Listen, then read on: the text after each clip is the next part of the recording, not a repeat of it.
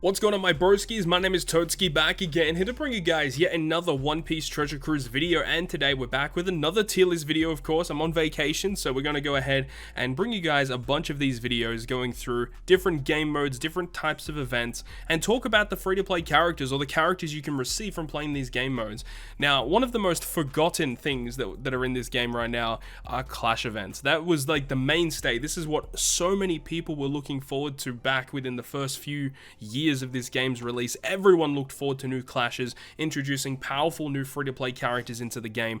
Unfortunately, a lot of these characters didn't age very well. Now, we are going to include the ambush characters in this list as well, and a lot of those characters didn't age that well either. So this is going to be an interesting list, and there are so many characters here as well, so we're probably going to fly through a lot of these units. A lot of them are relatively bad, though some of them are interesting, some of them have good supports, some of them might be good in Pirate Rumble. So let's go ahead, let's dive right in. So a lot of them are going to be pretty much not really worth picking up, like no. Zephyr, even though I love my boy Zephyr and the shooters, probably not. I'd say Dofi is still probably a good unit, to be honest. He's still not bad, but I mean, in the grand scheme of things, probably not. Blackbeard's bad. Heracles, I'm going to put him here because he does see some niche usages. There are some times where you just want Heracles. He's pretty bad though, but sometimes you just kind of need him. Same with like Aokiji, like he's a 2-turn ore blocker and a striker attack booster. Sometimes it comes in use. Eneru, no. I mean, he's a health cutter, which is interesting. Duval's terrible, you're terrible. Kuma, I think, is actually still kind of good. His orb boost is terrible, obviously, but the slot changing that he provides is actually very good. Hancock, I'd say, in today's day and age is pretty bad, but again, niche usages. No. Use sometimes. The cooldown reduction of this guy is kind of interesting because he is a multi-stage special, and I don't remember if he has a special crewmate ability that resists special reverse, but because he's a multi-stage special means that you're always, got that kind of thing is always active, right? Sabo used to be very good, not very good now. Shiki is pretty bad, but interesting nonetheless. Tesoro, interesting support, but doesn't really see a lot of play. Whitebeard is just straight up terrible. Akainu, I think, is actually still okay. He gives you a full board of strength slots. Well, changes strength character slots into strength. And 1.75 color affinity, pretty good. This guy's pretty bad.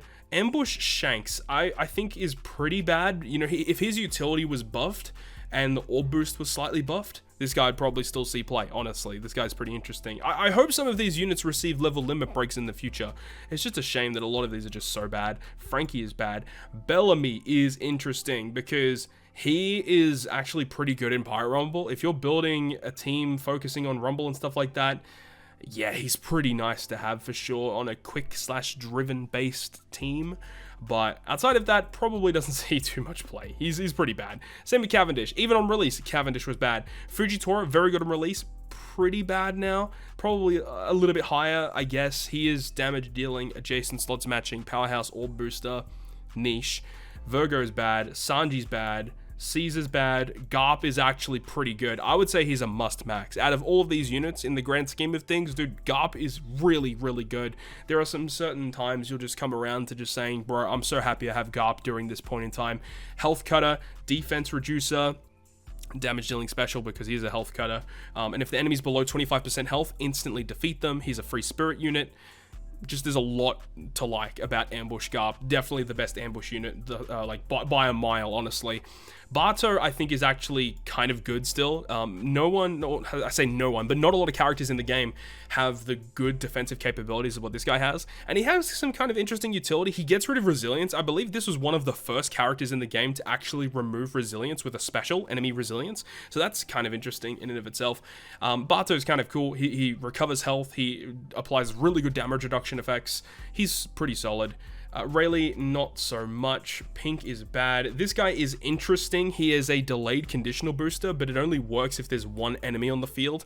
Bit niche, but on release was pretty good. Tankman is pretty bad. Zoro is very good. He is definitely a must-max character.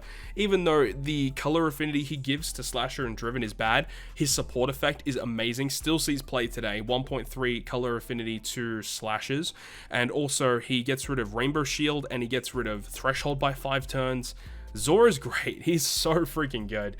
Cracker, I think, is also a must-max unit, sees a lot of play. Full board of matching slots, gets rid of the chain debuffs, and he's a Cracker unit as well, which is somewhat of a benefit, but Cracker is just a solid unit, good free-to-play character across the board. Blackbeard, not so much. I think Dofi, the Int Dofi raid, he's actually a good unit. And he's very niche because he can extend the duration of your attack and orb boosts by 2 turns, which not a lot of characters were able to do that.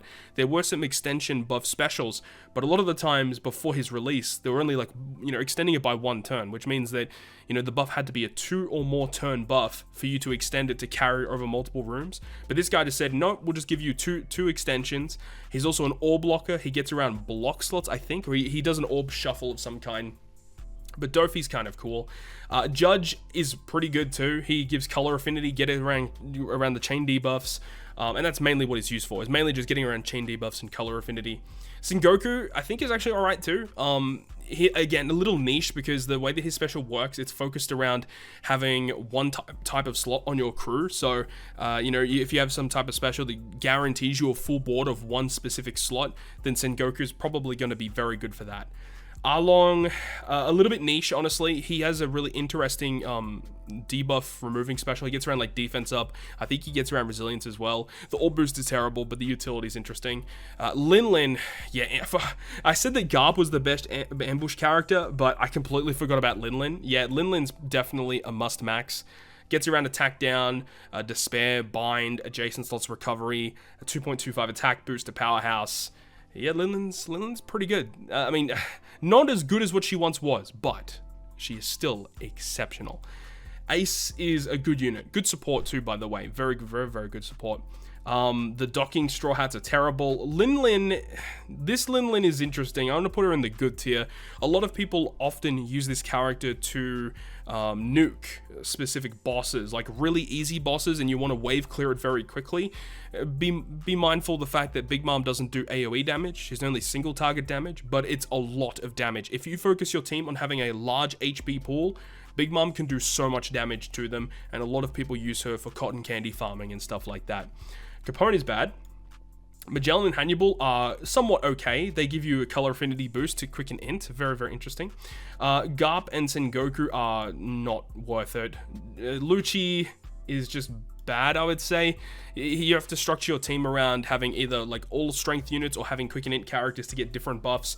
Not really a big fan of specials that do that. I'd much prefer it if he just did everything with one activation, but it is what it is. Sabo is very good though. Get around attack down, and he gets around another debuff as well, if I remember correctly. But attack down is the big one with him. Also color affinity for 3 colors for a couple of turns. He's just a good unit across the board. Crocodile is also interesting. I believe this is one of the first characters in the game that actually applied a chain boundary. Very, very cool character. Gets around block slots too, which is nice. So Crocodile's still the homie. This Int Luffy, the Halloween Luffy, is not very good. Don't even bother with him. Carrot is just a bad unit. Interesting kind of gimmick with her is that her crewmate ability allows her to use a special. I believe it gives her a cooldown every time another Int character or another type of character uses a special. And she has like defense up removal and stuff like that. She's an attack booster. Carrot's pretty cool. Kirby Helmeppo, I think, are actually pretty good. I don't know if they're amazing, but they're pretty good. They get around a couple of different debuffs, attack boosting for Int and Psy characters, but they get around Threshold, and Threshold is the big one with them. Often sees a lot of play during some of the Garp challenges and stuff like that. Yeah, they're pretty cool.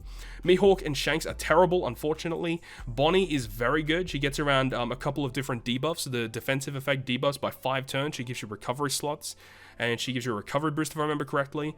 Bonnie's a very, very good character across the board.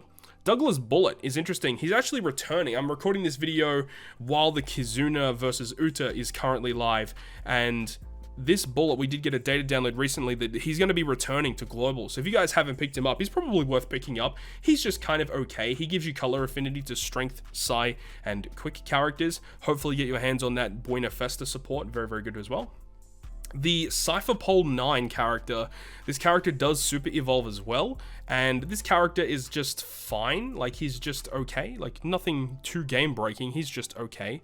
Jinbei is actually pretty good. I like Jinbei a lot because he's a color affinity to strength and he gets around attack down, and he's just a useful character to have. Good utility and color affinity. Not much more you could really ask for a free-to-play character. This Crocodile is fine. He's fine. He just gets around a couple of different debuffs and he does a little bit of orb changing. He's a chain booster.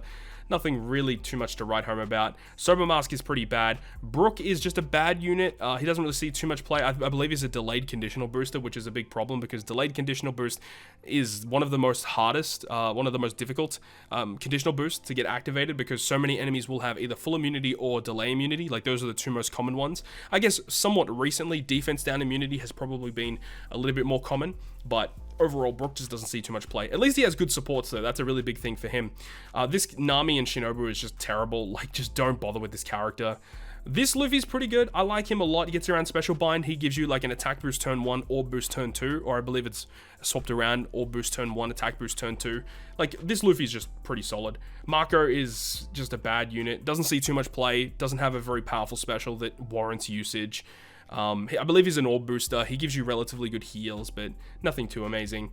The local sea monster is pretty good. I actually like the local sea monster. I think that they're actually pretty amazing. Multiple turns of orb boost, gets around enemy damage threshold, damage dealing special as well, so you can have like smoker support, for example. I really do like the local sea monster. We only got a couple left. We've got this Buggy. He's just a bad unit. He's got a good special, but it just doesn't do enough. I think that the debuff should have been enhanced, like more debuff removal, or have double special activation would have made this character infinitely better.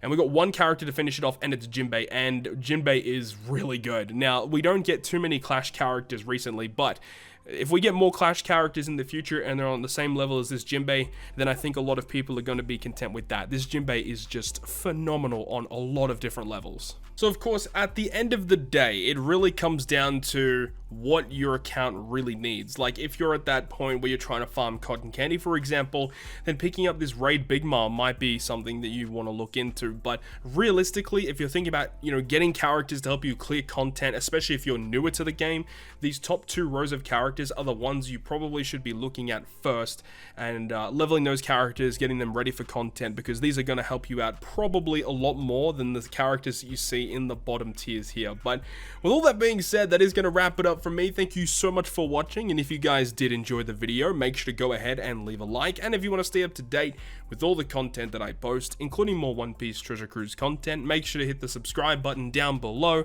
But on that, guys, I'll see you guys within the next video.